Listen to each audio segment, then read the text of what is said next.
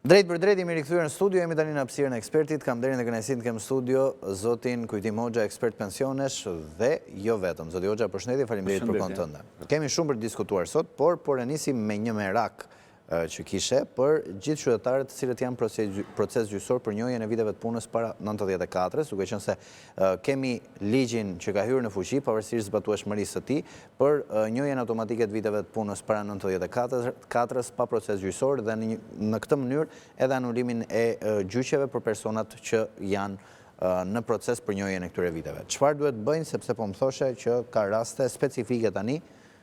Atëherë në përgjykata aktualisht ndodhen rreth 35.000 qytetarë, të cilët janë në proces gjyqësor për njohjen e viteve të punës të para vitit 1993. 35.000? 35.000. Shkallë e parë dhe apeli. Që ndodh me ligjin numër 7 të miratuar në datën 30 i pari 2025 dhe që ka hyrë në fuqi me 1 maj. Në të gjitha rastet, qytetarët që kanë mungesa të vjetësisë në punë, në ish kooperative, në ish në bed dhe ish ndërmarrjet shtetërore të para vitit 1993, duke plotësuar disa dokumenta që vërtetojnë që ka qenë banor në atë zonë që ai kërkon vjetësinë e punës, del dëshmi e penalitetit e cila vërtetojnë që nuk ka qenë i dënuar në atë kohë, njëkohësisht edhe për meshkujt që kanë kryer shërbimin e detyrueshëm ushtarak. Pjesën tjetër ja miratojnë që nga mosha 18 vjet dhe në vazhdim. Ç'bëhet me atë pjesë që janë në proces gjyqësor, pikërisht për njohjen e periudhave të këtyre viteve që parashikohen në ligjin numër 7. Të gjithë ata që janë në proces gjyqësor duhet të jenë shumë të kujdesshëm. Nëse të riqen në këtë periudhë dhe thonë tashin mua ma njohin vjetësinë e punës me një ky ligj dhe s'ka nevojë të vazhdoj procesin gjyqësor, atëherë ata mund të penalizohen të gjithë këta qytetarë që po flasim neve, sepse në radhë parë ata kanë filluar gjyqjen për njohjen e vjetësisë në punë që nga mosha 14 vjeç dhe 15 vjeç në ndërmarrjes shtetërore, ndërkohë ligji ja njeh që 18 vjet dhe në vazhdim. Pra, këtë mosh nga 14 deri në 18 nuk i njihet, kështu që... Dësa ata e kanë në vazhdim, ati do presin, dhe sa mbarojnë edhe do të vazhdojnë ata ta njohin. Po jo të gjithë kanë punuar në këtë periudhë, apo jo? Jo të gjithë, po ata që pretendojnë për këtë periudhë, që në moshën 14 Kush pretendon për vitet e punës nga 14 deri në 18 vjeç, mos të shkëputet nga procesi gjyqësor. Duhet ta vazhdojë procesin sepse ligji nuk e parashikon njohjen e këtyre viteve. Njëkohësisht, duhet të kuptojnë që njohje vjetësisë në punë, ata mund të kenë bërë për periuda të kaluara dhe mund të jenë futur në kushtet e përfitimit të një lloj pensioni para datës 1 maj. Nëse do të shkëputen për ata ndërpresin, e drejta këtyre do t'i fillojë që nga 1 maj dhe në vazhdim. Ajo periuda e mëparshme do t'u digjet, si thuaj, nuk do t'u njihen. Kështu që si rezultati këtyre 2 faktorëve që përmendëm, unë rekomandoj që qytetarit jeti kujdesshëm para se ty në aventurë, po them, në aventurë se do të humbasin atë të drejtën e më përparshme, duhet të konsultojnë edhe me juristë, me avukatët që kanë ata, se kanë nga një avukat se cili që ka vajtur në gjyq, në mënyrë që të shmangën këtyre anomalive që mund t'i dalin përpara. Kështu që duhet të jenë shumë të kujdesshëm për të marrë atë që ju takon me ligj. Mos trajtojnë me ligjin 7. Me qartë. Pra, apel për të gjithë, kush kërkon vitet e punës nga 14 deri në 18 vjeç dhe është në proces gjyqësor, mos tërhiqet nga gjyqi, sepse ligji i ri i cili ka hyrë në fuqi më 1 maj nuk e parashikon njohjen e viteve të punës nga 14 deri në 18 vjeç, por fillon nga 18 vjeç e tutje. Një e para dhe e dyta që nga 1 maj e këtenjit, po të ketë periuda të mëparshme, e umbet edhe atë e fillon që më 1 maj dhe në vazhdim. Kështu që shiheni me kujdes gjyqin nëse duhet të tërhiqeni apo jo. Tani, gjithashtu, interesante për të pyetur është strategjia 2025-2030, zoti Hoxha. Jemi në momentin që ndoshta kemi një farë propozimi për skemën e pensioneve dhe reformimin e saj e shumë trumbetuar për vitin 2025. Çfarë parashikon 2025-2030 strategjia e veprimit, do të kemi rritje pensionesh apo jo? Ne i kemi thënë këtu që është thonë edhe nga vetë kryeministri që në 2030 do të bëhet atëherë në lidhje me skemën e sigurimeve shoqërore, për të gjithë qytetarët që janë në marrëdhënie, si thua, me sigurime shoqërore dhe marrin një lloj pensioni, po edhe ata që janë kandidatë, që janë po afrohet mosha për të dalë në pension, dhe duhet të jenë të kujdesshëm edhe këta në lidhje me ata që flitet për strategjinë e qeverisë për vitet 2025-2030. Them kështu sepse ka disa alternative që janë edhe në tavolinë. Një është nga Banka Botërore, e cila i ka vënë kushte qeverisë shqiptare për të rritur moshën e daljes në pension, se deri tani për femrat vazhdon me 2 muaj, jam i sigurt, me rekomandimet e kapitullit të dytë. Është detyre e qeverisë për të shpejtuar këta dhe të mos presim me vitin 2056, e cila do t'i ishte viti që barazoshin vitet e punës dhe mosha, si për meshkut edhe për femrat, moshën 67 vjetë. Kjo ishte njëra anë dhe është edhe në tavolinë, është në proces. Ajo që flitet, që ka filluar që në periudhën e votimeve, fushatës elektorale, qeveria Edi Ramës ka propozuar dhe ka deklaruar që me pensionet ne do të mundohemi t'i rritim, se s'kemi mundësi t'i rritim, dhe t'i bëjmë me 200 euro në vitin 2030. Kjo faktikisht është një alternative edhe nga qeveria që nuk plotson interesat e qytetarëve, sepse atë 200 euro gjithë qytetarët pretendonin për sot, në 2025, jo në 2030. Në 2030, si rezultat të ndryshimit të çmimeve dhe të inflacionit që do të ketë në vazhdim në vendin tonë, do të ketë kërkesat tjera që ajo rritje që pretendohet për pensionin social 200 euro dhe për pensionin mesatar, do të jetë, si thua, një ofrim i qeverisë që nuk plotson interesat e qytetarëve, do të jetë interesi i qytetarëve do të jetë shumë i lartë se kaq. Sidoqoftë, këto janë ato, si thua, tezat e hedhura në tavolinë nga qeveria shqiptare, ashtu sikurse edhe për pagën e 13 pretendohet. Pensioni 13. Pensioni 13, e cila ka problemet e veta, megjithëse në pamjen e ardhshme duket si një alternativë mirë.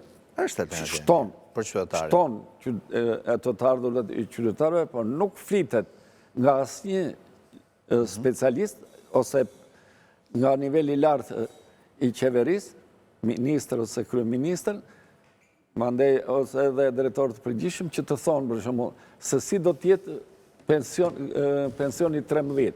Për shembull, një që fiton 2.600.000 pension do t'i marrë 2.600.000 në fund të vitit dhe ai që ka 100.000 do marrë 100.000 pensionin e 13, se kjo edhe logjikisht nuk u shkon, sepse pensioni 13 mund të jetë simbolik si 13, po do të thotë që të merret me nivelin e pensionit që merr sot çdo qytetar, po do të ketë logjikisht një alternativë tjetër që të jetë më proporcional. Më proporcional, domethënë sigurisht edhe këta që marrin pensionet të larta të kenë një pension, se në fundit është shpërblim.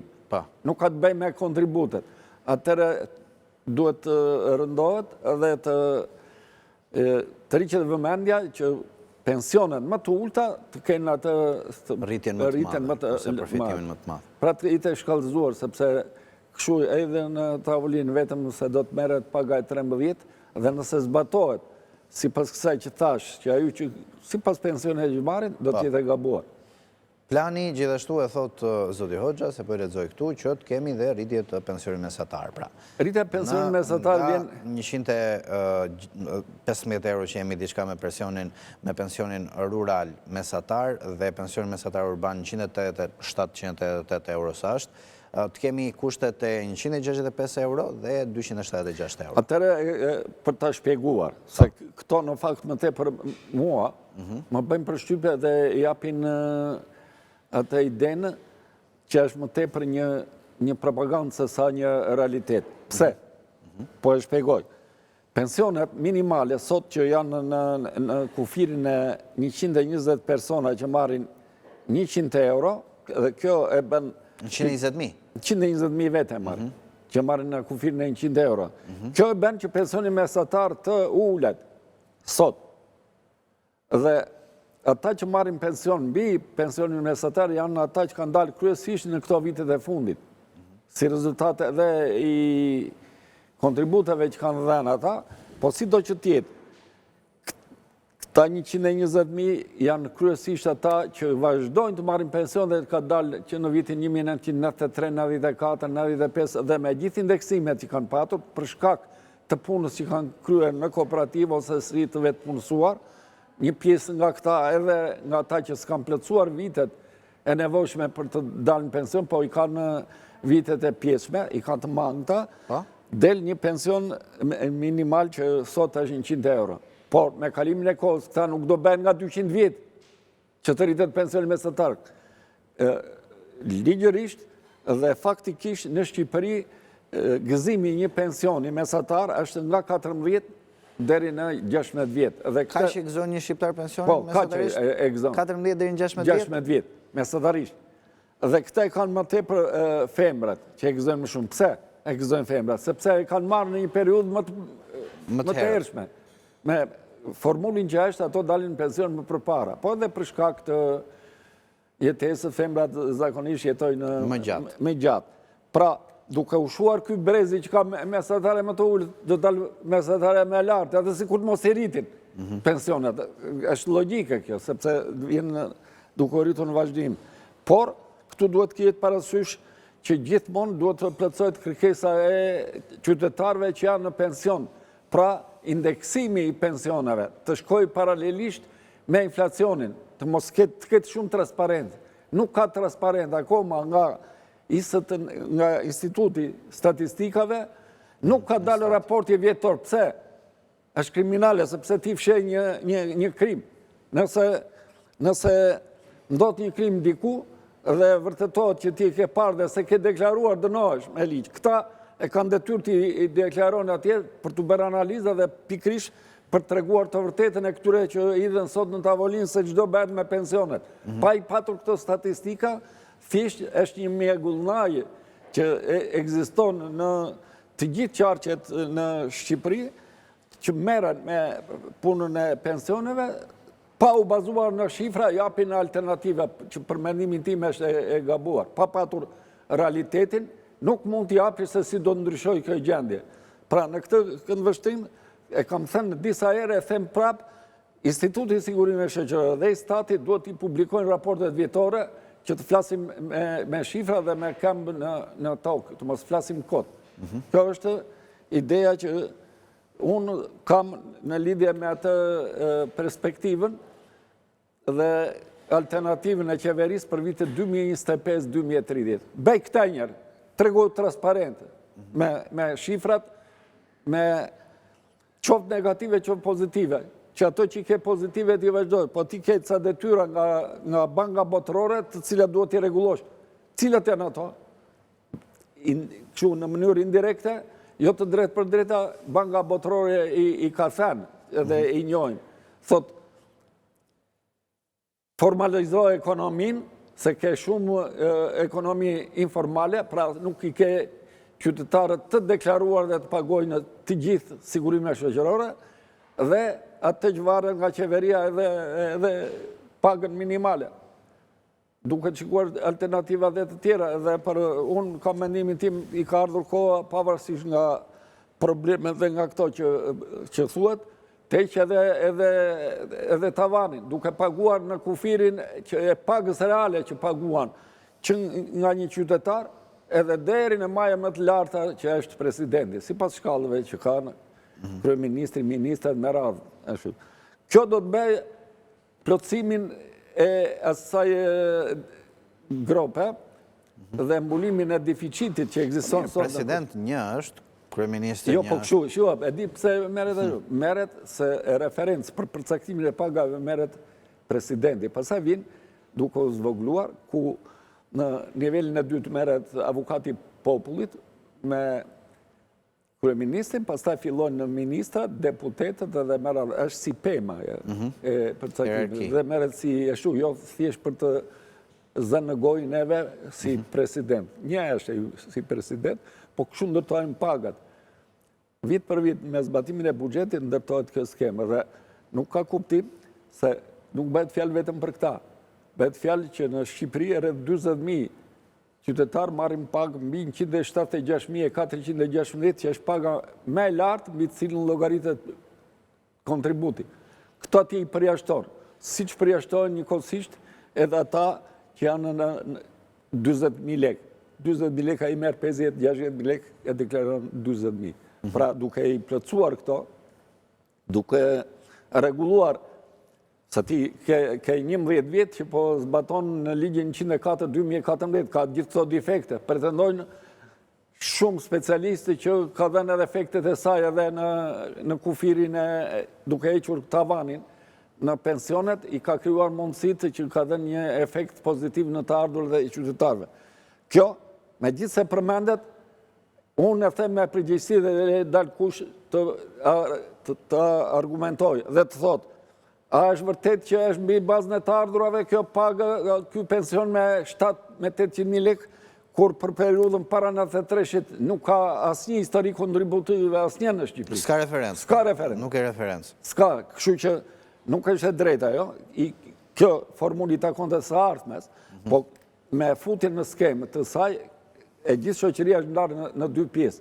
Dhe kjo përban atë, si thua, atë problem në të ardhurat edhe në shpenzimet dhe ndalon pastaj edhe del jashtë logjikës që çdo qytetar shqiptar shpërblehet mbi bazën e kontributeve. Jo, aktualisht nuk është e vërtetë. Më qartë. Mirë, shumë faleminderit për shpjegimet, zoti Hoxha. Ne do të hapim numrin e telefonit për të pritur telefonatat në studio për pyetje që mund të keni për zotin Hoxha, kështu që duke qenë se ka interes të madh, të lëm dikute më pak se 10 minuta qytetarëve për të folur dhe për të pyetur. Mirëmëngjes. Përshëndetje. Përshëndetje, mirëmëngjesi. Po, zotëri. Disa që bëjnë një pyetje... Bëje pyetje drejt për drejt, po të dëgjon zoti Hoxha që jemi sa më efektiv dhe eficient me kohën.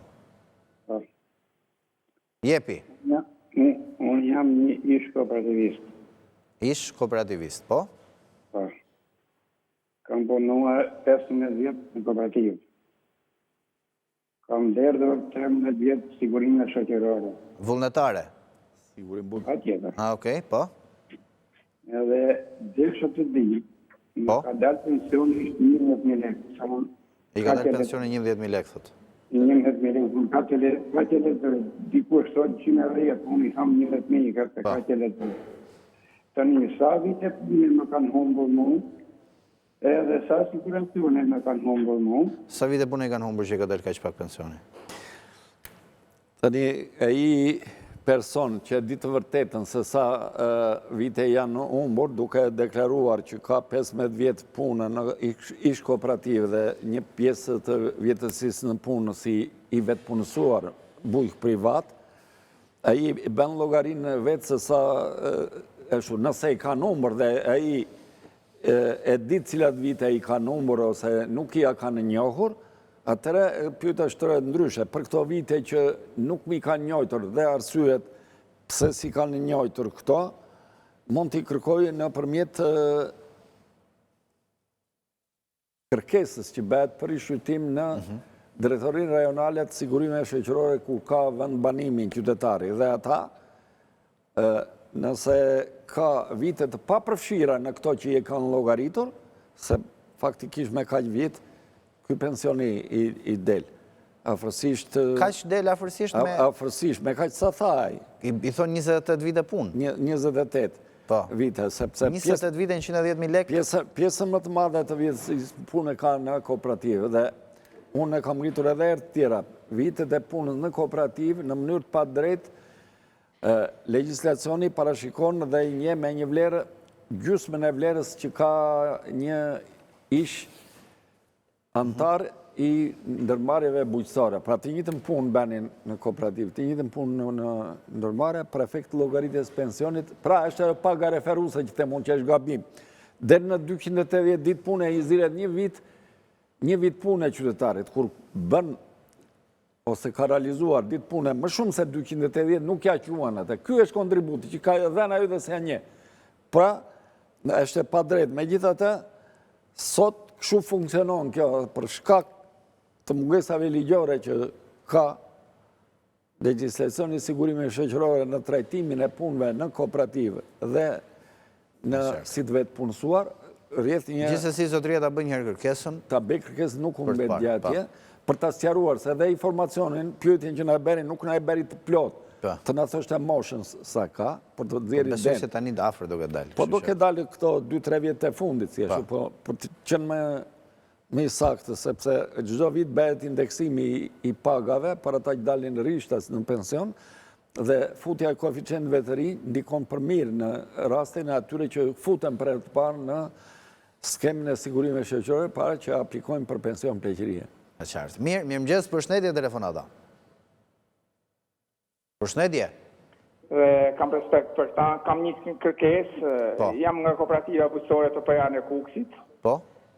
Grues, ku ka qenë vajzë, një 5 vite ja kanë njoftë, kurse një 8 vite nga 83-shin dhe 91-shin, 92-shin, ka nëshim flete, nuk mi njohin, kanë thënë drejtori gjykatës. Si me vepru në këtë mënyrë, dokumentat nuk janë? Po? Ska një. Mosha e zonjës? Çfarë moshe ka zonja? Datindja është rreth 6 vjet. 66 vjet? 60. Edhe një herë lutem? Datindja, ma thëri vetëm... 6 vjet është i zonja. Po ka 3-4 vjet se ka dalë pension. 59.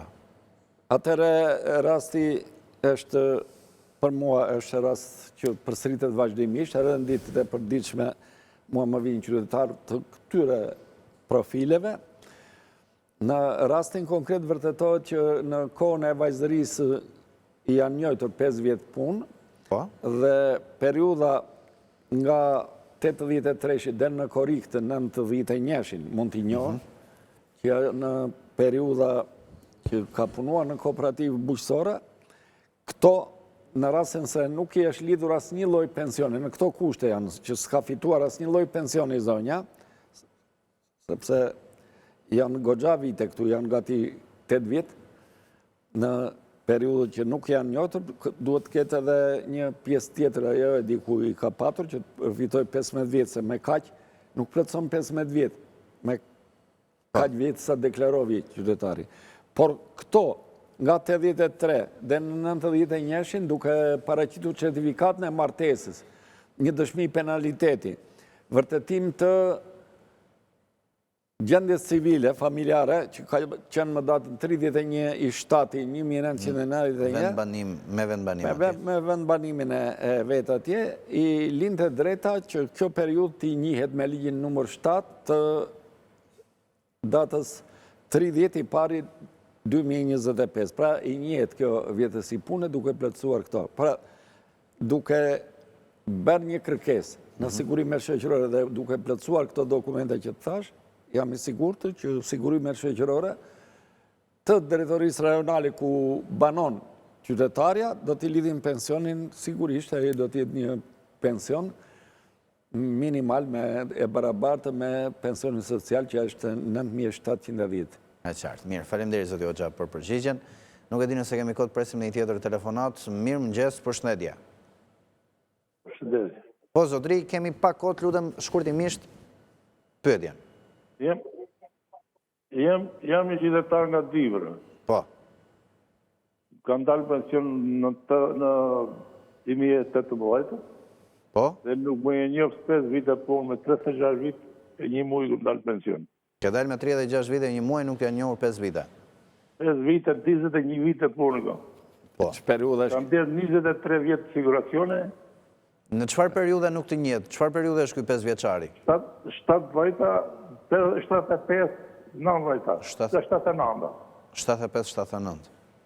75-79, po. Më kanë talë 120.000 lekë pensioni. I ka dalë 120.000 Me 36 vite një muj. Po. Atëherë, në rastin tuaj, i bje afërsisht datën e 1953, qytetarit janë nevojitur në atë kohë rreth 36 vjetë e 4 muaj punë. Aqë sa, po të se i është lidhur pensionit. Këto vitet e tjera, ato 5 vjetë që pretendohet nga viti 1975 deri në 79, do të ndihmonin për të marrë një pension më të lartë, se i thonë 5 vjetë. Sigurisht, kjo mund të ketë arsyet e veta, për të cilat nuk na i tha qytetari, po si do që tjetë, këto, me qënë se është një skemë sigurimi, pra përfiton një pension, duke i mohuar edhe këto vitet, e vetëmja rrugë për të njojtur këto vite janë procesi gjyqësor. Pra vetëm me gjyq? Vetëm me gjyq, sepse mund të përfitojnë nga ligji për njohjen pa vajtur në gjyq, ata që nuk kanë asnjë lloj pensioni, dhe e drejta i fillon që në 1 maj të vitit 2025 dhe në vazhdim. Ky meqense ka fituar pensionin në vitin 2018, e vetmja gjë është që ti... Ligji nuk ka fuqi prapa veprusë. E qartë. Shumë faleminderit zoti Hoxha, jemi në fund, faleminderit shumë për kontributin që e për qytetarët. Faleminderit dhe ju nderuar teleshikues për vëmendjen tuaj.